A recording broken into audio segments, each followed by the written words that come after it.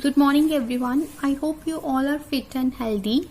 So students, in this video we are going to study another superclass that is Tetrapoda. This is under subphylum Vertebrata. So this superclass Tetrapoda, it is again divided into four classes named as Amphibia, Reptilia, Aves and Mammalia. So in your syllabus you have to study the three distinguishing features of each class and the two examples from each class. So let us start with the Amphibia class. The unique characteristic features of the animals which are found in Amphibia class are, first of all, the animals, they have double mode of life. Double mode of life means they can live on land as well as in water. Then they are cold-blooded animals, and cold-blooded animals are also known as poikilothermal.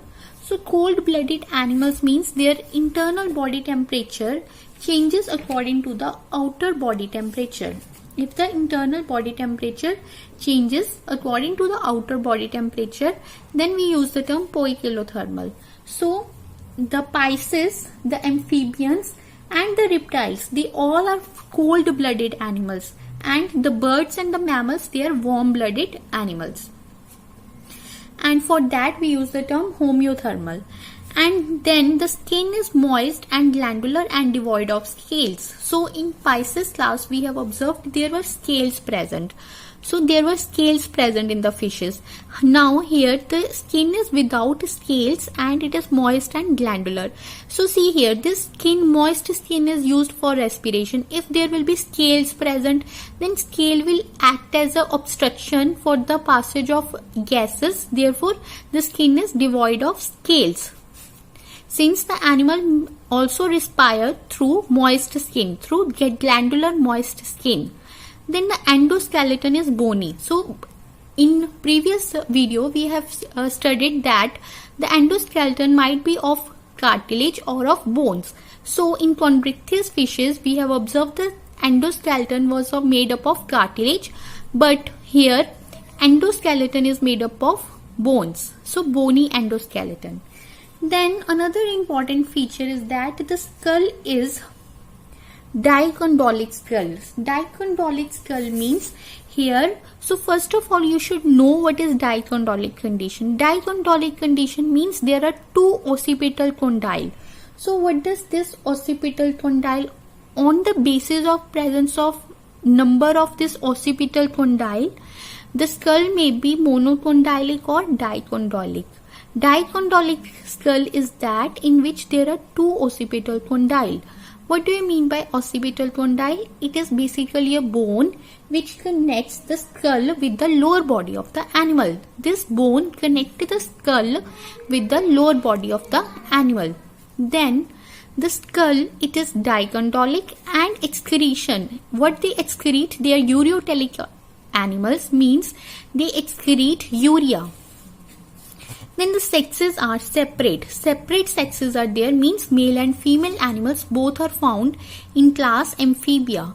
And fertilization is external. Fertilization is external means the fusion of the male and the female gamete will take place outside the body of the female. So therefore this type of fertilization is known as external fertilization.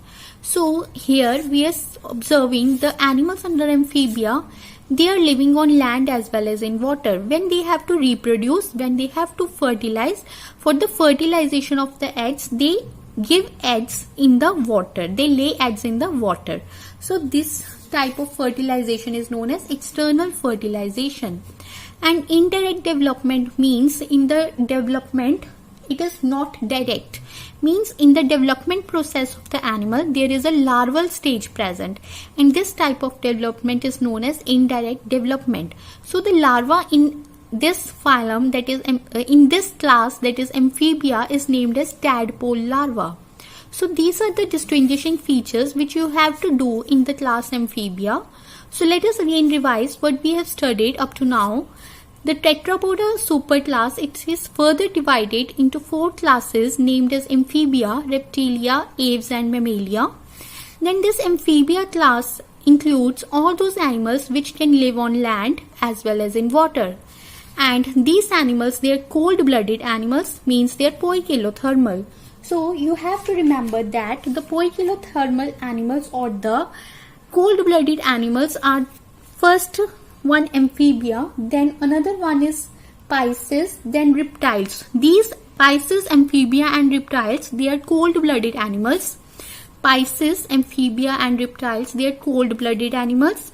And the last one, that is last two, birds and mammals, they are warm-blooded animals. They are homeothermal, means their body temperature remains fixed. Then the division of body of the animals under amphibia, it is divided into three parts named as head, trunk and tail. And there are pentadactyl limbs. Pentadactyl limbs means there are 5 fingers in their body. So pentadactyl limbs are present, and there are forelimbs and hind limbs also. Forelimbs are the front limbs and hind limbs are the back limbs. And the skin is used for respiration. If the skin is used for respiration, that skin must be moist. So this moist skin helps in respiration, and the skin is devoid of scales. So in class Pisces, we have observed that the fishes, they have scales. So here the scales, if scales will be present on the skin, then the scales will act as an obstruction for the passage of the gases. Therefore, in them, in amphibia, the skin is devoid of scales, that is without scales. Then the endoskeleton is bony, means the endoskeleton is made up of bones. In class, that is Chondrichthyes, we have observed that these are the cartilaginous fishes whose whole body was made up of cartilage. Then in Aganatha, we have observed the class, that is Cyclostomata. In that also we have observed that the endoskeleton was made up of cartilage. So these were the classes whose endoskeleton was made up of cartilage. But if we talk about the Osteichthyes and then we talk about the amphibians, their endoskeleton is bony, means made up of bones. Then the skull is dicondylic. Dicondylic skull means there are 2 occipital condyle. So what is occipital condyle? It is basically a bone that connects the skull with the lower body of the animal. And the heart is 3-chambered heart. So you should also remember that in Pisces there is 2-chambered heart, in amphibia there is 3-chambered heart, in reptilia there is 3-chambered heart, and birds and mammals they have 4-chambered heart. Next feature we will see here, the external ear is absent. So external ear is absent. The eardrum, that is tympanum, it is representing the ear. So ear is basically the eardrum. Then for excretion, they excrete urea. They are ureotelic animals and their sexes are separate. Separate sexes means there in their animals there is male animal as well as female animal.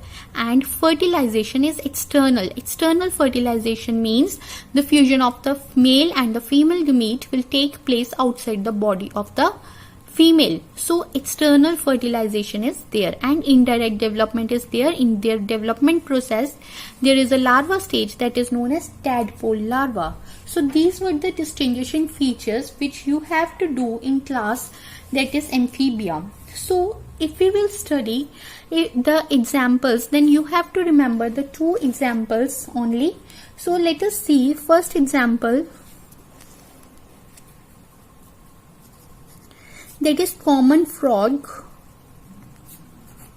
and scientific name is Rana tigerina.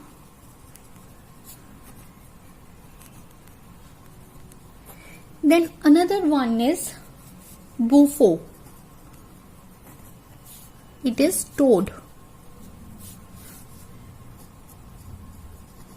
Toad is the scientific name of the toad is bufo. So these are the 2 examples you can learn, and you may also learn another examples of your choice also. So you have to learn the name of any 2 examples from each class. So these are the very easy common examples. So you should try to learn these first. Then we will study another class, that is reptilia. Now we will study another class, that is reptilia. These are the first fully terrestrial animals. First fully terrestrial animals means they are completely living on land. Terrestrial animals. And They are the first amniotes. First amniotes means in their development process there is a presence of the extra embryonic membranes. We have studied about extra embryonic membrane in 10th class during human reproduction chapter, that there were extra embryonic membranes named as allantois, amnion and chorion. So in their development process, in their embryo, the embryo is protected by 3 extra embryonic membrane named as amnion, allantois and chorion. Then they are also cold-blooded animals. These are also cold-blooded animals. Then another important point you should remember here is that the division of body is divided into 4 parts, that is head, neck, trunk and tail. So if you observed very carefully, then you might observe that in the previous class amphibia we have not studied about neck, means in that amphibians the neck was not present, so body is not divided into neck. Only 3 parts of the body was there, that is head, trunk and tail. But in class reptilia there is neck present also. Then there are limbs present, and there are pentadactyl limbs, dactyl limbs, and the another important feature is that the skin is dry, rough and non-glandular. So this is another distinguishing feature from amphibia, that in class reptilia the skin is dry, rough and non-glandular. However, in class amphibia the skin was moist and it was glandular also. So there is a term that is known as skin cast. Skin cast is basically observed in snakes and lizards. So what does this skin cast means? They will remove their skin, they shed off their skin, that is known as skin casting. During the development process they are removing their skin when they are developing, so that is known as skin casting. The endoskeleton is monochondric.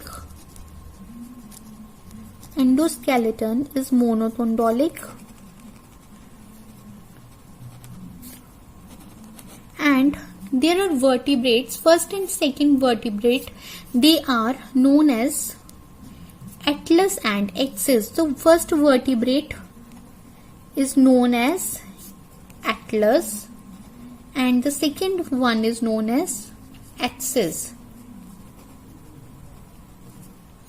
The alimentary canal, it opens into cloaca.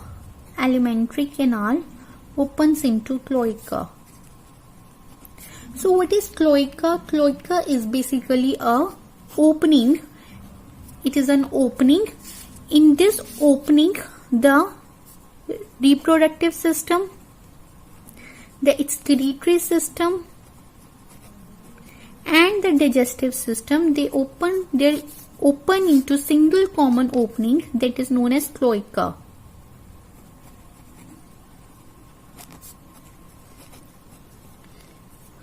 And digestive system, they ends into one common opening, that is known as cloaca.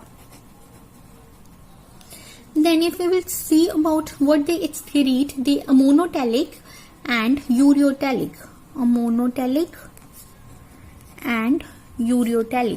Means they are capable of excreting urea as well as ammonia, ureotelic. Then the sexes are separate sexes, and fertilization is internal. This is again important distinguishing feature, that in this internal, fertilization is internal, and the eggs are large and yolky, large yolky eggs and shelled eggs. So here we have observed that in reptilia, these are the fully first terrestrial animals. They are completely found on land and their eggs are completely large and they are shelled. So these shelled nature of the eggs protect these animals from other animals. Then they are the first amniotes. First amniotes means these animals, they have the embryo which is protected by extra embryonic membranes, and these extra embryonic membranes are named as amnion, chorion and allantois. And the body is divided into head, neck, trunk and tail. They have pentadactyl limbs and skin is dry, rough, non-glandular, and they have skin casting. They show skin casting, means they shed off their skin during their development process. That is known as skin casting. Endoskeleton is monotondolic and the first vertebrata is known as atlas, second one is known as axis, and digestive system is consisting of cloaca. Here cloaca is a common opening for reproductive system, excretory system and digestive system, and they excrete ammonia as well as urea, and sexes are separate and the fertilization is internal. Then the common examples which you have to do is that you can remember the name of the turtle. It is very easy. Chelone, then tortoise, that is testudo, then crocodile,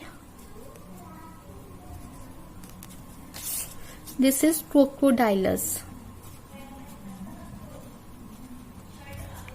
So this is about your class amphibia and reptilia. So these include animals which are fully terrestrial, means they are completely found on land. The reason behind is that why they are completely found on land is that their eggs are shelled. So this shelled nature of the egg protected them from other animals, and they are first amniotes, means their embryo is protected by extra embryonic membranes named as amnion, chorion and allantois, and they are cold-blooded animals and body is divided into head, neck, trunk and tail. So if you observe carefully, head, trunk and tail was present in amphibia but neck was not there. So neck is an advanced feature in class reptilia. And the limbs are same, pentadactyl limbs, and the skin is dry, rough and non-glandular. So in amphibia we have observed that the skin was moist, it was glandular. Here the skin is it is dry, it is rough and non-glandular, and it is having scales also. So scales are also present in the skin. Scales. Then endoskeleton, it is monotondolic, means only one occipital condyle is present, and the first vertebrate is known as atlas, second one is known as axis, and their digestive system, reproductive system, excretory system, they end up in one common opening named as cloaca, and they excrete urea as well as ammonia. And sexes are separate, fertilization is internal, and the common examples are turtle, chelone, tortoise, that is testudo, and crocodile, it is crocodilus. So this is all for today. Take care everyone.